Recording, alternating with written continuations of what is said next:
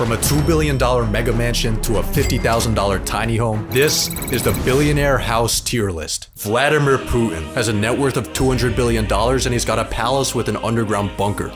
S tier. Mark Zuckerberg bought 1,000 football fields of land in Hawaii so he could build a massive compound with a self-sustainable underground bunker, over a dozen houses including 2 mansions and a web of disc-shaped tree houses connected by rope bridges. Solid B tier. In 1984, Steve Jobs bought a California mansion called the Jackling House. It was designed in 1925 by famous architect George Washington Smith for famous rich guy Daniel Jackling. Steve Jobs wanted to burn it down. California said no, because of its historical significance.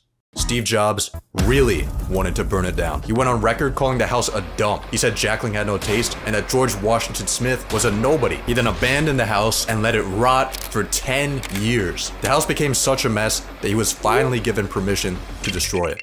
8 months later, he died, making the brutal destruction of this innocent house one of Steve Jobs' final victories. I don't get why he hated on this house so much. I'd say it's a strong C tier. World famous pharmaceutical salesman El Chapo had a peak net worth of $12 billion. He was said to have houses at every single beach and a ranch in every single state. He also had the government looking for him at every single state. So rather than living in his luxurious mansions, he was forced to stay in discreet safe houses to avoid the law. These unassuming homes had hidden escape routes, connecting Chapo to a network of underground tunnels that allowed him to escape capture and keep his drug empire running. This man was a Harriet Tubman of crack. Solid F tier. Donald Trump's official residence is a 17-acre Florida resort called Mar-a-Lago. After buying it in 1985, Donald made a few changes. In his yard, he put an 80-foot tall American flag. In his bathroom, he added a few classified documents from the White House. But the biggest change he made was turning the property into an exclusive club. For a $200,000 entry fee, you could become a Mar-a-Lago member and hang out with rich people, like Jeffrey Epstein. He was a member of Trump's club until 2007, when he got kicked out for hitting on a teenager.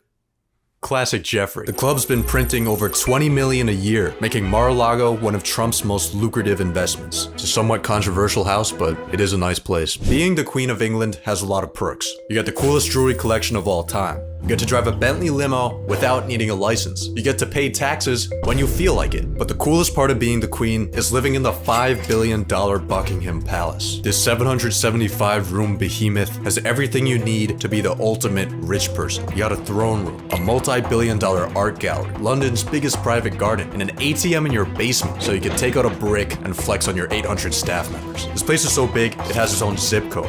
I think I'm too poor to even be looking at this house. Larry Page, the co-founder of Google, has 5 private islands.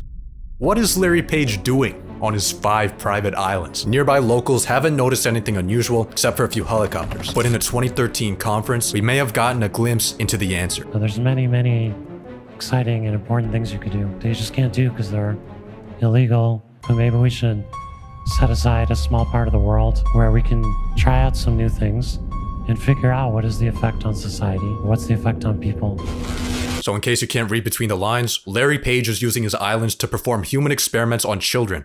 S tier. In a 2010 letter to shareholders, stock market genius Warren Buffett said that his 3rd best investment was his house. In 1958, he bought a $30,000 home in a quiet neighborhood of Omaha, Nebraska. The property is now worth over 40 times what he bought it for, which might seem like an amazing financial return. However, if he had instead invested that $30K into the stock market, he would have made $3 million.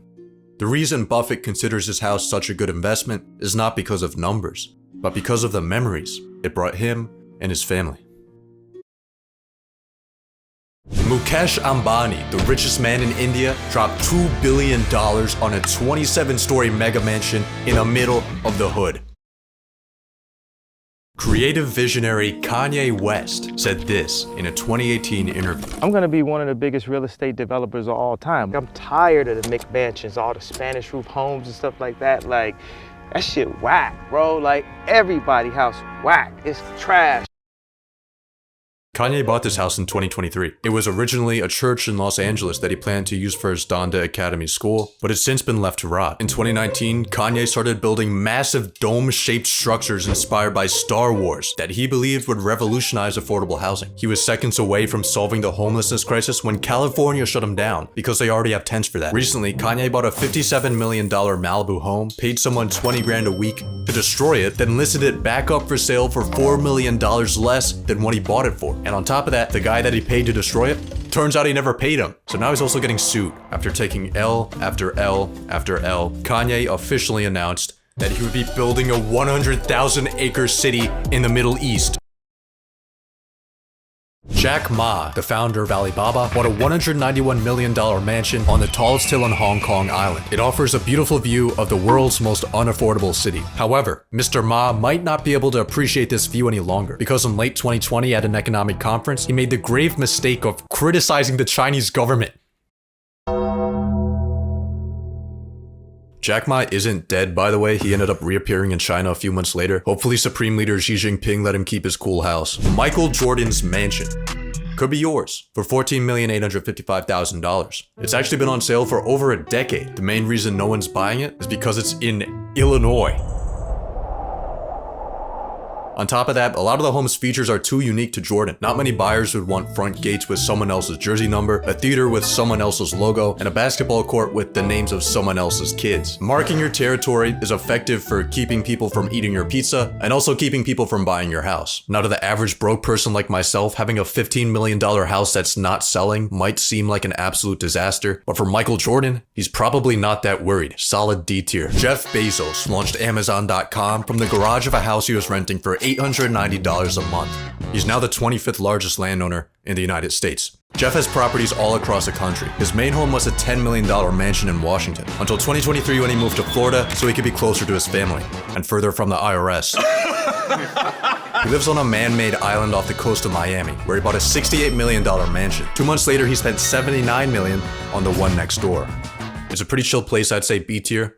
But he's also evading taxes, so that bumps him up to A tier. Saudi Crown Prince Mohammed Bin Salman dropped 300 mil on a French chateau. It has a nightclub, a moat with an underwater aquarium, and modern technology that can all be controlled with an iPhone. The building might seem like a historic landmark, but it was actually built in 2009 by Saudi businessman Ahmad Khashoggi. The wealthy developer probably won't be doing business with the Crown Prince anytime soon, because in 2018, according to the CIA, the Crown Prince assassinated his cousin. If Ahmad and the Crown Prince ever link up again, that might be an awkward conversation. It's a pretty cool house though. Billionaire's Row is a New York City neighborhood with the tallest and most expensive buildings in the world. The people that buy these apartments aren't buying apartments. They're investing in furnished capitalism. The majority of people who are actually living here aren't actually living here. They're using these apartments for places to store value. It's a brand. It's like a Birkin bag. Where do you live? 157. Where do you live? 111. Where do you live?